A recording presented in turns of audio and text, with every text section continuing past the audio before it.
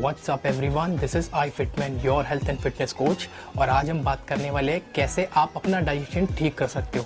मैं आपको ये नहीं बोलूँगा कि आप ये हल्दी खा लो या फिर आप ये अजवाइन खा लो, ठीक है, या फिर आप ये चूरन ले लो, इससे ठीक हो जाएगा। इन सब चीज़ों से नहीं ठीक होने वाला है जब तक आपको अपना डाइजेशन का रूट कॉज नहीं पता, ठीक है। आपको किस चीज़ से प्रॉब्लम हो रही है, जब तक आपको वो नहीं पता, इन चीज़ों से कुछ नहीं होने वाला।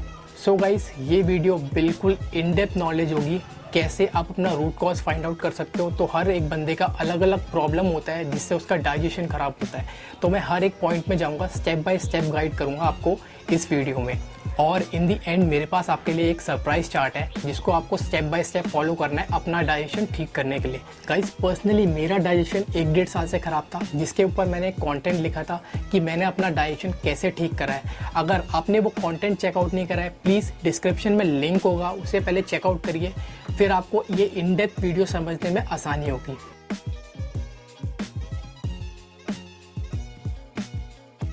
फाइबर या डाइटरी फाइबर आपके प्लांट बेस्ड फूड्स के पार्टिकल्स होते हैं जो आपकी बॉडी डाइजेस्ट नहीं कर पाती है। दैट मीन्स आपकी बॉडी उसे ब्रेक डाउन नहीं कर पाएगी।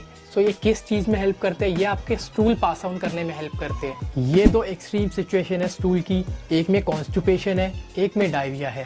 सो कॉन्स्टिपेशन क्या है?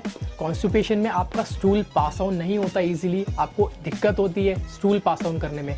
और डायरिया में बहुत फ्रीक्वेंटली या फिर बहुत इजीली पास ऑन हो जाता है स्टूल और बहुत लूज होता है। सो बॉडी का जो टॉलरेंस लेवल है फाइबर का, सबका अलग अलग होगा। ये एक स्वीट स्पॉट है अराउंड 10 to 15 का। किसी का ज़्यादा हो सकता है, किसी की बॉडी 20 to 25 ग्राम्स भी हैंडल कर लेगी फाइबर, किसी की बॉडी और ज़्यादा हैंडल कर लेगी, वो डिपेंड करता है। तो आपके लिए इस स्पॉट में रहना बहुत बेटर रहेगा, ठीक है। अराउंड 10 to 15 ग्राम्स का आप टारगेट रखिए डेली। अगर इससे ऊपर नीचे जाते हो तो आपका डाइजेशन पक्का ख़राब होगा। अब हम बात करेंगे बैक्टीरिया के बारे में। ये आपके गट माइक्रोबायोटा का बहुत इंपॉर्टेंट पार्ट है। आपके गट माइक्रोबायोटा या इंटेस्टाइन में बैक्टीरिया का डोमिनेशन बहुत ज़्यादा रहता है। ये बैक्टीरिया आपके फूड्स को ब्रेक डाउन करने में हेल्प करते हैं by secretion of enzymes. Enzymes को सिक्रीट करके आपके जो बैक्टीरिया है आपका फूड ब्रेक डाउन करते हैं छोटे छोटे पार्टिकल्स में, जिससे आपका इंटेस्टाइन इन न्यूट्रिएंट्स को एब्जॉर्ब कर सकता है। आपके गट माइक्रोबायोटा में 2 तरीके के बैक्टीरिया होते हैं, एक गुड बैक्टीरिया हो गया, एक बैड बैक्टीरिया हो गया। आपका गुड बैक्टीरिया का डोमिनेशन ज़्यादा रहेगा। दैट मीन्स आपका जो गुड बैक्टीरिया होंगे वो आपके गट माइक्रोबायोटा में बहुत ज़्यादा होने चाहिए और बैड बैक्टीरिया कम होने चाहिए। जब आपके बैड बैक्टीरिया ऊपर हो जाते हैं, दैट मीन्स अगर डोमिनेट करने लग जाते हैं, उससे क्या होता है? आपका डाइजेशन खराब होता है। बात करते हैं आपके गुड बैक्टीरिया आपके बॉडी में क्यों किल हो जाते हैं, क्यों कम हो जाते हैं, ठीक है। इससे क्या होता है? आपका बैड बैक्टीरिया डोमिनेट करने लग जाता है, आपका डाइजेशन खराब हो जाता है। तो इन चीज़ों से खराब होता है आपका डाइजेशन, आपका बैक्टीरिया किल होता है। सबसे पहले हो गया आपका antibiotics, then spicy and junk foods, sugar and artificial sweeteners, preservatives हो गया। फिर जो ऑयल बार बार रीहीट होता रहता है उससे आपका बैक्टीरिया ख़त्म होता है। स्मोकिंग एंड अल्कोहल, ये सारी चीज़ें हैं। प्रोसेस्ड फूड से भी आपका बैक्टीरिया किल होता है। सो आपको ध्यान रखना पड़ेगा, ये सारी चीज़ें एलिमिनेट करनी पड़ेगी।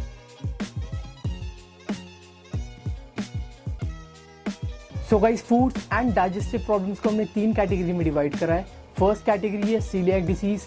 ये डिसीज़ ग्लूटेन बेस्ड फूड्स पे है। और हमने सेकंड नंबर पे रखा है फूड एलर्जीज, जो एक पर्टिकुलर फूड खाने से होती है, जैसे कि बीट एलर्जी या पीनट एलर्जी। और हमने थर्ड नंबर पे रखा है फूड इंटॉलरेंस और सेंसिटिविटी, जिसमें हम बात करेंगे लैक्टोज इंटॉलरेंस, ग्लूटेन सेंसिटिविटी और अदर फूड सेंसिटिविटी। और हाँ, दोनों सीलियाक डिसीज़ और ग्लूटेन सेंसिटिविटी में ग्लूटेन इंक्लूडेड है, पर आप दोनों में कंफ्यूज मत होना, मैं आपको साइड बाय साइड डिफरेंशिएशन बताता रहूँगा। सो अब बात करते हैं हमारी फर्स्ट कैटेगरी, जो है सीलियाक डिसीज़। ये एक ऑटो इम्यून डिसऑर्डर है जिसमें आपका इम्यूनिटी सिस्टम बैड बैक्टीरिया और जर्म्स या कोई भी सब्सटेंस से फाइट करते करते अपने ही इंटेस्टाइन को डैमेज कर लेता है, जिससे आपके न्यूट्रिएंट्स एब्जॉर्ब नहीं होते हैं और आपको डाइजेस्टिव प्रॉब्लम्स होती है। ग्लूटेन एक टाइप ऑफ प्रोटीन्स है जो आपको मिलता है फूड्स में, जैसे कि हो गया बार्ले जिसे बोलते हैं जौ, व्हीट हो गया जिसे गेहूँ बोलते हैं, पास्ता, मैक्रोनी जो ड्रम व्हीट से बना रहता है, ब्रेड, ओट्स और राई। सो ये प्रोसेस को मैं बिल्कुल एग्जाम्पल के थ्रू समझाऊंगा, बिल्कुल इजी बना के। सो मान लेते हैं एक किंगडम है, राज्य, एक है राजा।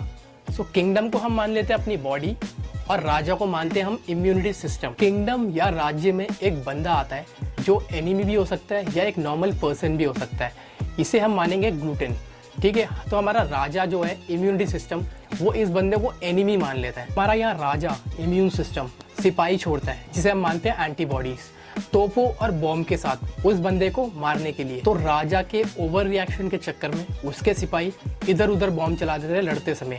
इससे क्या होता है, अपना ही किंगडम डैमेज होता है, मींस अपनी ही बॉडी डैमेज होती है। सो गाइस वापस आते हैं थोड़े टेक्निकल टर्म में। जब भी आप कोई ग्लूटेन बेस्ड फूड्स को इंजेस्ट या खाते हो, आपके इम्यून सिस्टम को लगता है ये एक पर्टिकुलर सब्सटेंस एनिमी है और आपका इम्यून सिस्टम एंटीबॉडीज प्रोड्यूस करने लग जाता है जो उस सब्सटेंस से फाइट करता है। इम्यून के ओवर रिएक्शन के चक्कर में आपके इंटेस्टाइन के अंदर विला लाइक प्रोजेक्शंस डैमेज होते हैं जो आपका न्यूट्रिएंट्स एब्जॉर्ब करते हैं और आपका डाइजेशन कंप्लीट करते हैं। इस डिसीज का एक ही सॉल्यूशन है कि आपको ग्लूटेन बेस्ड फूड्स को एलिमिनेट करना पड़ेगा, नहीं तो आपको सीरियस ऑर्गन इश्यूज हो सकते हैं। और हाँ, ये एक कॉमन डिसीज नहीं है, ये एक रेयर डिसीज है जो एक पर्टिकुलर टाइप ऑफ जीन्स में ही होती है।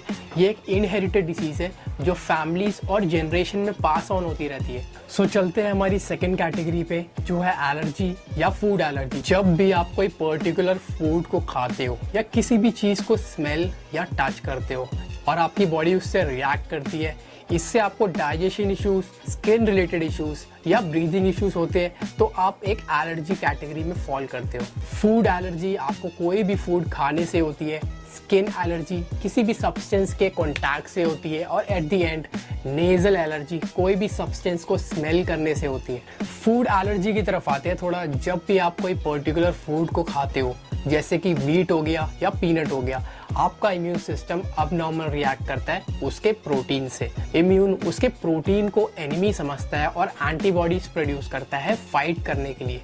ये एंटीबॉडीज आपके कुछ वाइट ब्लड सेल्स तक ट्रैवल करते हैं और उनसे एक केमिकल कंपाउंड हिस्टामिन प्रोड्यूस करवाते हैं जो एलर्जी के रिएक्शंस देता है। वीट एलर्जी और ग्लूटेन प्रॉब्लम्स में ये डिफरेंस है, यहाँ पे आपको बस वीट से एलर्जी है और इस केस में आपको कोई भी फूड जिसमें ग्लूटेन इंक्लूडेड है उससे प्रॉब्लम है। अब इस टॉपिक की लास्ट एंड थर्ड कैटेगरी में आते हैं, फूड इंटॉलरेंस या सेंसिटिविटी।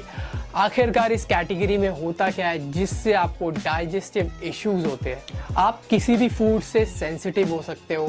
इसमें एक्चुअली होता क्या है, आपका बैक्टीरिया और आपका डाइजेशन सिस्टम इतना स्ट्रॉन्ग नहीं होता है कि वो कुछ फूड के सब्सटेंस को ब्रेक डाउन कर पाए, जैसे कि हो गया ग्लूटेन या लैक्टोज। यहाँ पे आपका कोई इम्यून इन्वॉल्व नहीं होता है। लैक्टोज इंटॉलरेंस में बस आपके bacteria enough lactase enzyme produce नहीं करते, इसलिए आपको डेयरी प्रोडक्ट्स डाइजेस्ट नहीं होते हैं, जैसे कि मिल्क, चीज़, पनीर, घी या दही।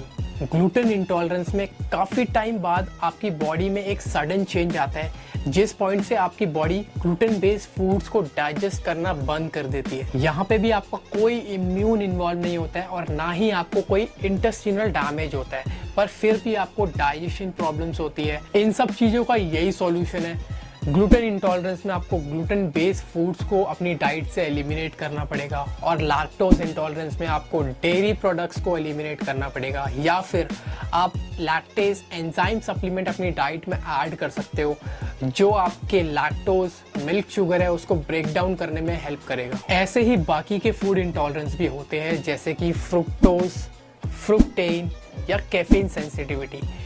ये दोनों टाइप ऑफ कार्बोहाइड्रेट्स है और ये एक सब्सटेंस है जो आपका ब्रेन एक्टिविटी लेवल बढ़ा देता है। लास्टली आपको पता चल गया होगा आपका रूट कॉज ऑफ प्रॉब्लम क्या है जिससे आपका डाइजेशन खराब होता था। हमने प्रॉब्लम भी ढूंढ ली और उसको सॉल्व भी कर दिया। अब हम अपने डाइजेशन को कैसे इम्प्रूव और स्ट्रॉन्ग कर सकते हैं, इसी बारे में हमारा last topic, super foods and supplements. First हम बात करेंगे सुपर प्रोडक्ट्स, जैसे कि apple cider vinegar with mother, आंवला juice, aloe vera juice, wheat grass juice और हनी। ये सब कैसे यूज़ करना है और कब यूज़ करना है वो मैं आपको आगे चार्ट में मेंशन कर दूंगा। सेकंड में हो गए वेजिटेबल्स एंड फ्रूट्स, स्पेशली जो डार्क ग्रीन वेजिटेबल्स हो गए जैसे कि पालक, मेथी, ब्रोकली, लेटस, बीटरूट। ये सारे चीज़ें आपके लिवर के परफॉर्मेंस को इंक्रीज करती है। और फ्रूट्स जैसे कि हो गए पाइनएप्पल, पपाया, मैंगो, बनाना, ये सारे फ्रूट्स डाइजेस्टिव एंजाइम से बहुत रिच है जो आपके फूड्स को ब्रेक डाउन करने में हेल्प करते हैं। थर्ड है स्पाइसेस एंड हर्ब्स जैसे कि जीरा, क्यूमिन, अजवाइन, कैरम सीड्स, सौंफ, फीनल सीड्स, दालचीनी, सिनेमन, इलायची, कार्डमम, काली मिर्च, ब्लैक पेपर, लौंग, क्लोव, हल्दी, टर्मरिक। अब मैंने गुड फॉर डाइजेशन तो बोल दिया है, पर इसका मतलब ये बिल्कुल भी नहीं है कि आप चम्मच भर के हल्दी खाओगे। स्पाइसेस के ओवर कंजम्पशन से आपके ऑर्गन में प्रेशर आता है और आपके ऑर्गन फेलियर के चांसेस बढ़ जाते हैं। Fourth and the last point है हमारा प्रीबायोटिक्स एंड प्रोबायोटिक्स। प्रीबायोटिक्स आपके फाइबर्स है जो फ्रूट्स, वेजिटेबल्स या होल ग्रेन फूड्स में मिलते हैं। इसका नॉर्मल कंजम्पशन है 25 ग्राम्स फॉर फीमेल्स और 30 to 38 ग्राम्स फॉर मेल्स। पर जैसे हमने बात करा था फाइबर खाने से भी डाइजेशन इश्यूज हो सकते हैं, तो उन लोगों के लिए 10 to 15 ग्राम्स काफ़ी है। प्रोबायोटिक्स आपके लिविंग बैक्टीरिया होते हैं जो आपको फर्मेंटेड फूड्स में मिलते हैं जैसे कि दही या कर्ड या बाकी के फर्मेंटेड ड्रिंक्स। और ये भी ध्यान रखना पड़ेगा अगर आपको लैक्टोज इंटॉलरेंस है तो आपको कर्ड जैसे मिल्क बेस्ड फूड्स को अवॉइड करना पड़ेगा। नहीं तो आप सप्लीमेंट यूज़ कर सकते हो जैसे कि प्रोबायोटिक सप्लीमेंट या कंप्लीट डाइजेस्टिव एंजाइम सप्लीमेंट। तो इसी के साथ हमारी ये वीडियो ख़त्म होती है और मैं आपको गारंटी देता हूँ इस वीडियो को फॉलो करने के बाद आप इन फ्यूचर कभी भी डाइजेशन रिलेटेड क्वेरी नहीं सर्च करोगे। और हाँ, आपके लिए एक स्टेप बाय स्टेप चार्ट मैंने फॉलो करने के लिए बना रखा है जिसका लिंक आपको डिस्क्रिप्शन में नीचे मिल जाएगा। So guys, thank you so much for watching this video. I hope आपको सब समझ में आया होगा। अगर नहीं तो आप मुझे मेरे इंस्टाग्राम में DM कर सकते हो और मैं हर समय की तरह आप सबका रिप्लाई करूंगा। जाते जाते इस वीडियो को लाइक करना मत भूलना, कमेंट करना वीडियो कैसी थी, और अगर मैं आपको कोई वैल्यू दे पाया तो इस चैनल को सब्सक्राइब जरूर करना।